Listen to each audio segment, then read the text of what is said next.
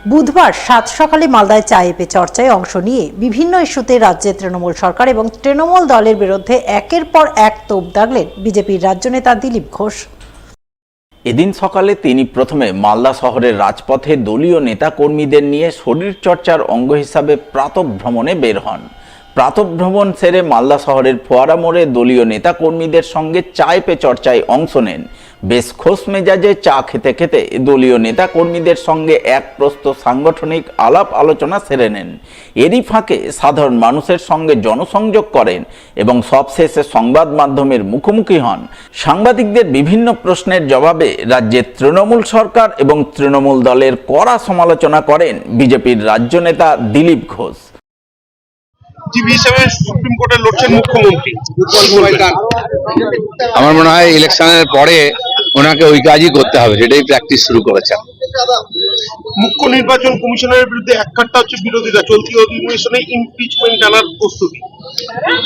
বিহারে হয়ে গেল এসআইআর, অনেক বড় বড় কথা বলেছিলেন, যখন লিস্ট বেরোলো কেউ কমপ্লেন করতে যায়নি এবং ভোট হয়ে গেল, রেজাল্ট তো সবাই জানেন।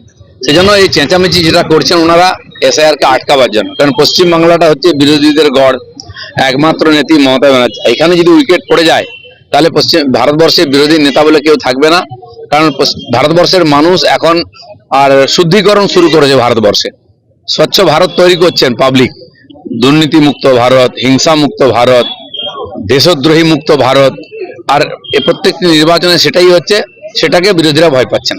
বলছি, দিল্লি গেছেন মুখ্যমন্ত্রী, এই দিল্লি যাত্রাকে কিভাবে দেখছেন? আর দিল্লিতে অনেকবার গেছেন উনি। তো আমাদের বাংলায় একটা কথা আছে, যখন সময় চলে আসে শিয়াল নাকি শহরের দিকে ছোটে, তো সময় এসে গেছে। আজকে আইনজীবী হিসেবে যে লড়তে হচ্ছে, কেন, তার উদ্দেশ্যটা কি, কি মনে হয়? কেন উনি অনেক কিছুই করেন ওনার জীবনে, দেখুন না, কবি, সাহিত্যিক, দার্শনিক, গায়ক, নর্তক সবই আছেন উনি। আমার মনে হয় ওটা দেখে নিচ্ছেন, আর উনি হয়তো ধরেই নিয়েছেন যে এপ্রিলের পরে সরকার থাকবে না, তখন কিছু তো করতে হবে।